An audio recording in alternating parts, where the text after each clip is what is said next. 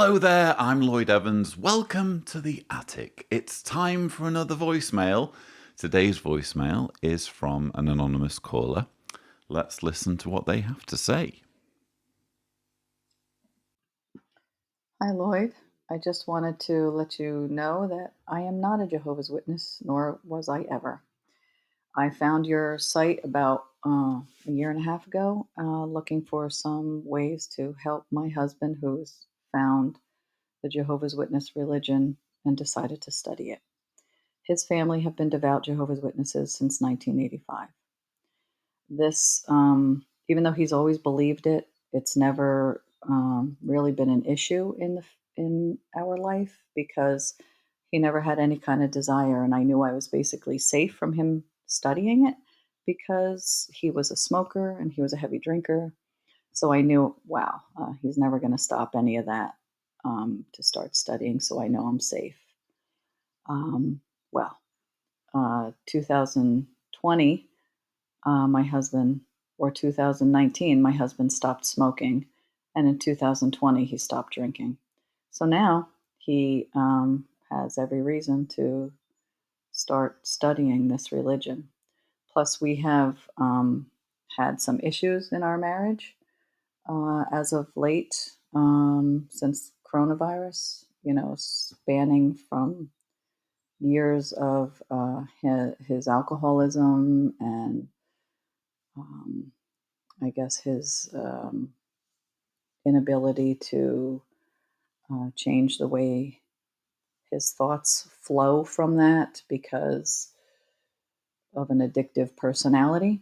So it kind of caused many problems. Anyway, we were separated last year, and I recently, and after 6 months of separation, I decided that maybe we need to try and figure this out, work on our marriage. It's been 30 years now. We've been married 30 years. But now he's studying Jehovah's Witness. He's, has someone coming to the house now that they're able to meet in person. He's having someone come to the house to do their Bible studies, and he's doing the weekly meetings. He's getting dressed in a suit and tie, which he's never done that before. He doesn't even know how to tie a tie. And he is really taking an interest. And I guess I'm looking for you to help me deal with it. I don't know what do I do? How do I go about this? I have no desire in this false religion. I am pretty set in my beliefs, um, being a baptized Christian. So I have no desire following their ways because I know their ways are wrong. I'm just looking for you to kind of give me some insight, help me to figure out how we can cohesively live together and be a couple together. And how do I do this? It was easy doing things with his family before he was one of them. Even though he's not baptized, he's still basically considered one of them. And his sister fawns all over him and is so excited when she's introducing him to others. Oh, this is my brother. He's studying it. She gets so excited. So I just want to know if you can give me some pearls of wisdom. I'd greatly appreciate it. And hopefully, you will listen to this and be able to answer me back. I appreciate it. Thank you for all you do, Lloyd. Thanks. Bye.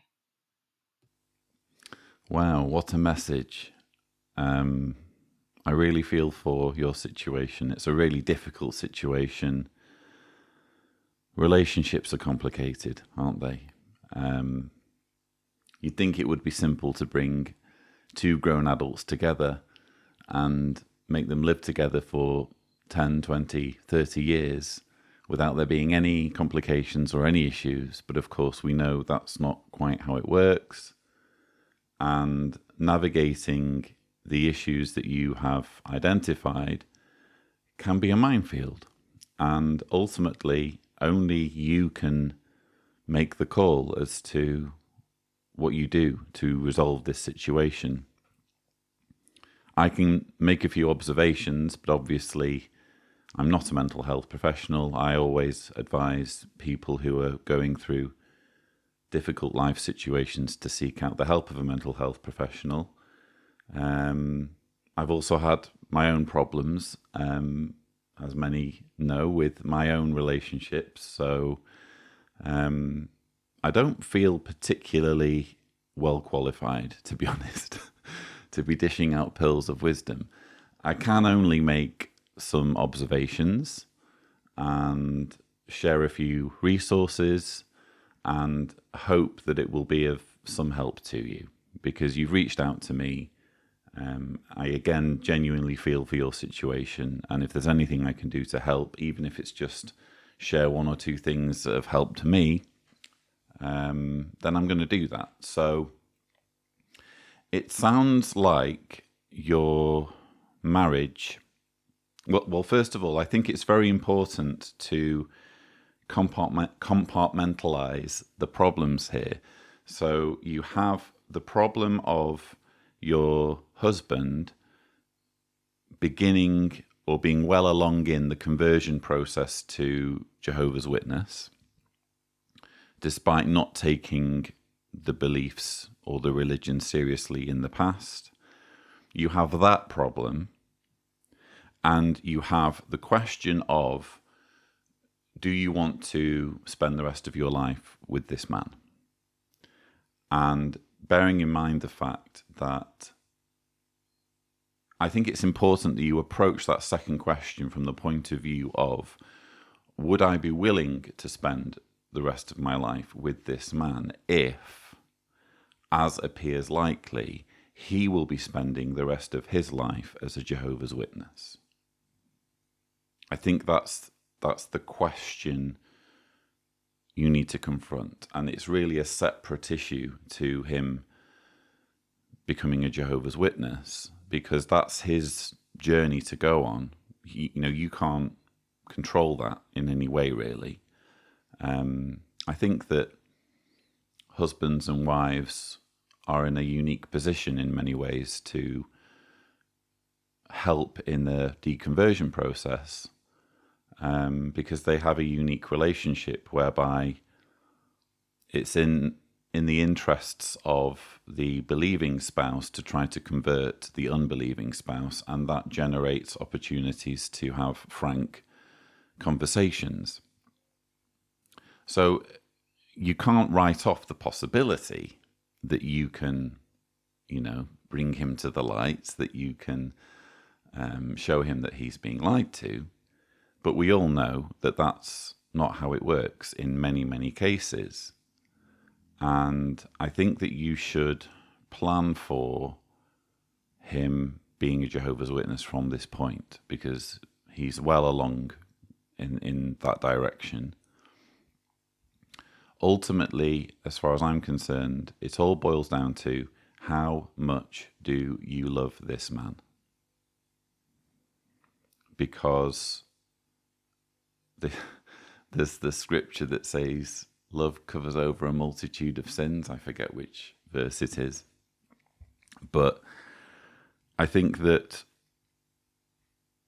human relationships being as complicated as they are, ultimately, if you don't love someone enough to spend the rest of your life with them, then you shouldn't. But if you do love someone enough to spend the rest of your life with them, to commit the rest of your existence on this planet to living every day with a person, then there is a potential for reconciliation. Now, there is a book I can recommend to you. It's by a mental health professional, Mira Kirschenbaum. Too Good to Leave, Too Bad to Stay. If Tibor is gracious, the cover will appear on one of the sides of this frame. It's a step-by-step guide to resolving your relationship. And what Mira Kirschenbaum does is give out a number of steps and a number of questions, and your answers to those questions, which are typically in the form of yes or no questions, help you to establish how viable your relationship is. And the enemy, according to Mira Kirschenbaum, and I would agree, is what she calls relationship ambivalence. So just kind of being stuck for decades in this kind of stasis of not being happy, not knowing, whether this is for you, but hey, this is the situation I'm in, so let's just plod along and pretend that the problems don't exist. So this book is kind of an antidote to relationship ambivalence, and it helps you to kind of almost codify what's needed in a relationship and to what extent a given relationship is viable or not viable. And there are some questions or some steps that are neither here nor there. And there are other questions where if it's a certain answer, then you need to get the hell out. One example being, is your spouse violent? Are you suffering domestic violence? So I can recommend this book. I think it might be helpful for you to read it and think about some of what Mira Kirschenbaum has to say. But yeah, I have to say it's not looking great. I noticed you said that you'd been together for 30 years, almost as though that's a reason to see it through. And I think that the danger there is the sunk cost fallacy, which I've spoken of before. Jehovah's Witnesses will see it through to the bitter end because, hey, I've invested all of these years or decades following this religion, so therefore it cannot be wrong, and I need to ignore any arguments against my faith and plod along and see it through to the bitter end, because if I'm wrong and if my religion is a lie, then I've wasted all of these years or decades. And when you said, oh, we've been together for 30 years, maybe we should fix things, whether you intended to come across in that way, that's sort of what I picked up, that, hey, I've invested 30 years, so I may as well invest another 20 or 30 or however long. I think that's probably problematic reasoning. I think if you choose to remain with your husband, it shouldn't be for that reason. That's a bad reason, I think, to stay in a relationship. It needs to be because it's right. It's right for both of you. And I was also intrigued that several times during the voicemail message, you said that you'd previously been, quote, safe from him studying. And this is despite him previously having issues with alcohol problems, or I don't know to what extent it was a problem, but he was drinking. But you were more scared, it seems, of him studying with Jehovah's Witnesses than him having any kind of dependency on alcohol, which I find very, very intriguing. I think you're right. I think it's justifiable to be scared of your spouse getting roped into a cult. And again, I think if that's a deal breaker for you, if that's the sort of thing where you couldn't imagine spending decades with someone whose mind is not fully their own, in other words, they're being controlled by a group that you know to be dangerous and you know to be exploitative, I think in a way that sort of answers your question. But yeah, it is what it is. I've said pretty much everything I can say. These things are very, very complicated. And ultimately, we need to do our adulting, don't we? We need to navigate these issues as best we can and make the best decisions that we can based on what's in front of us. And what's in front of you is a very complicated situation. But I believe that by being honest with yourself and by seeking out professional help, for example, you could consider a relationship therapist. Maybe at least a couple of meetings with a relationship therapist with you and your husband could help to identify certain problem areas or things that could be improved. Realistically, I think that you have it within you to come to some kind of resolution on this without me knowing what that resolution will be just yet, or without even you knowing perhaps. So best of luck. I hope things work out for you. I definitely empathize with your situation, and I feel very flattered that you've come to me for my wisdom. I don't think I have that much wisdom, to be honest, but it's very flattering again that you would approach me, so thank you. If you would like to leave a voicemail, the thing to do is go to speakpipe.com/Cedars, remembering to indicate clearly if you don't want me to broadcast your message on my channel. But that's all we have time for. Thank you so much for watching.